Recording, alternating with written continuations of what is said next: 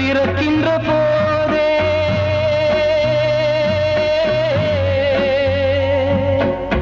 பிறக்கின்ற போதே இறக்கின்ற தேதி இருக்கின்றதென்பது மெய்தானே. ஆசைகள் என்ன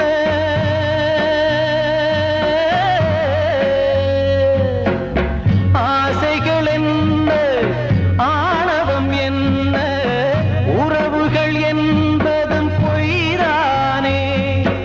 உடம்பு என்பது